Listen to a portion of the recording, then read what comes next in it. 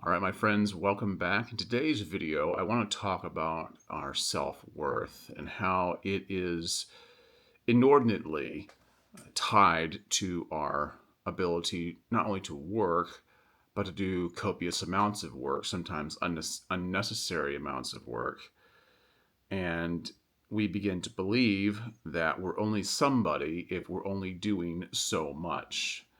And how I want to kick this off is reading a Reddit thread, not a thread, but I want to read a Reddit post that I think many of you could relate to because I think it's harder for men to develop a good self image not related to work than it is for women. And just because, just by nature alone, we are considered the breadwinner of the house. If the family falls apart, we're responsible. And I don't shirk that responsibility. It is the natural order of things. But I think we put so much of an emphasis on work that if we're not producing what we think we ought to or what we're told we need to, then we feel less than competent or less than worthy. Here's an illustration of that. This was on Reddit this morning, and well, actually, it's probably been on Reddit for a while, but it's by someone called Mr. Stilton. And he says, a part of me feels that I've fallen into a trap of measuring my value as a person by the amount of output I produced. For example, hours in front of a computer, number of projects finished, etc. Is this an inherently bad mindset to have, or would it be better to just redirect my focus away from work and towards some kind of creative pursuit, such as writing a book, making a podcast, learning to cook, etc.? I think he has a very good question here because well, first of all, the way he asked the question is not the way it would have been framed uh, 30, 40, 50, definitely not 100 years ago. We live in a much different society, and it's rapidly changing. They call it progress, although it depends on, I guess there is a debate there about that, but our society has changed so much because of technology, rapid growth, and rapid information. And so the demand is different than it used to be. So the way he frames this is should I focus less on work and more on creative pursuits? And the answer is yes and no. I mean, there has to be a balance, and this is the tricky part because we have a hard time, all of us do, striking a balance. When I was a young man, when in my 20s, I remember all the talk being about how the young people they want to balance work and leisure because they've seen their parents, the boomers, they've seen them work so hard and spend so little time with the family. They don't want to be like that. And yet, that wasn't still enough. It was still imbalance in and of itself because nobody could seem to get it right. And the reason for that is because, well, I have a lot of things I want to discuss here. So, I was recently reading a book called How to Be Sad by Helen Russell. And in this book, it's a good book, by the way. I don't agree with everything, but there are some really good. There is some really good stuff in here. Anyway, she had interviewed a lot of people to not be a source in and of herself, but to bounce things off of and get expert advice. One of the individuals that she interviewed was named Kim Pang. Kim Pang, he was a scholar at Stanford University and the founder of Silicon Valley Consultancy Strategy and Rest. He was also previously the deputy editor of the Encyclopedia Britannica, and he studied this quite a bit. Here's something he said. We don't measure productivity by how many acres we've harvested anymore. So the amount of time we spend working becomes a proxy. Performing busyness is a way of fitting in, and when everyone does it, living a more balanced life looks like slacking. I thought that was concise and very important to think about because what he's saying here is there was a time when our society was agrarian, when there was a lot of farms, and that was the main industry of subsistence. Now, I don't know about you, but I don't know if you've ever worked on a farm or not, but I did for 1 week when I was a kid. My parents went away, and this family, this farmer, they agreed to take care of us during that week. And I worked with the farmer and his son all week. That was some of the busiest work I've ever done in my life. I'll never forget it. Uh, Baling hay, taking care of the pigs, riding in the combine, watching the farmer do his repairs, taking the grain and the seed to market, all the stuff. It was just very, very busy work from sun up to sundown, literally. And it was very, very interesting to me. But it's also seasonal too.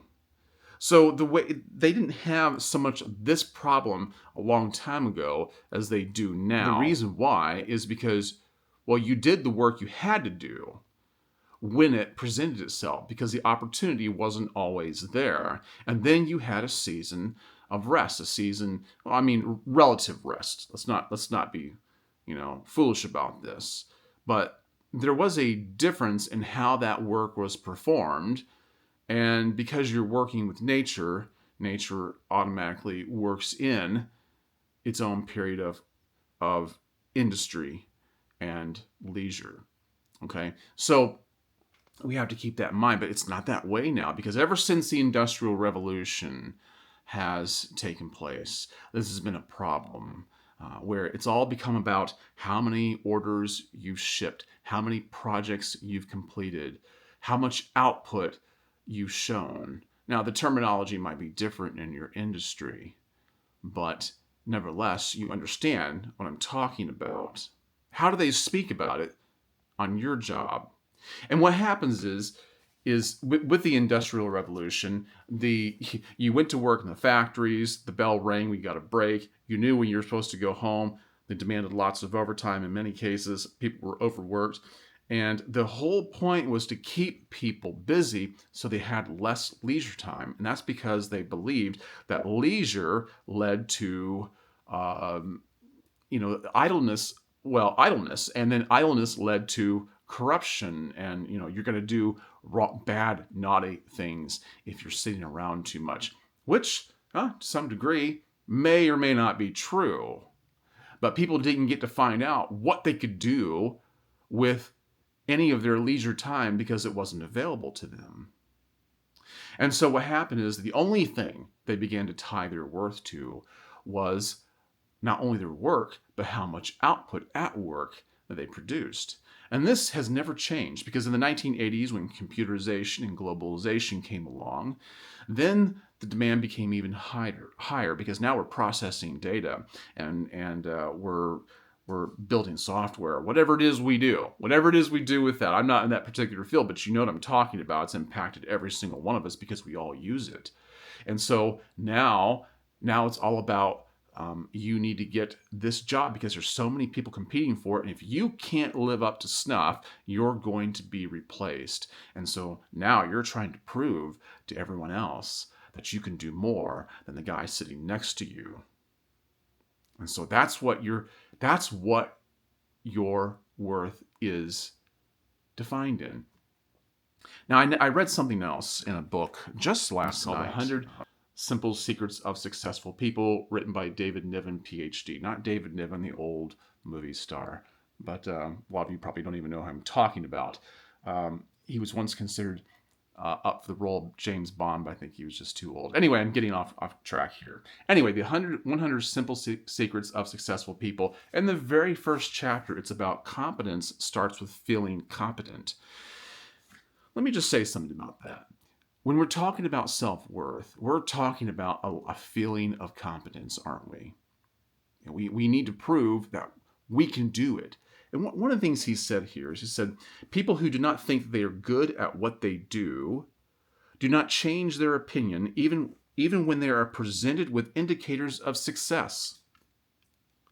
Instead, their self-doubts overrule evidence to the contrary.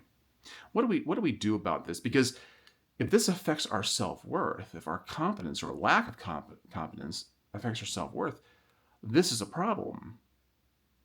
There's constant competition. And we need to understand that there's another way to find value in ourselves other than something that's just tied directly to our work.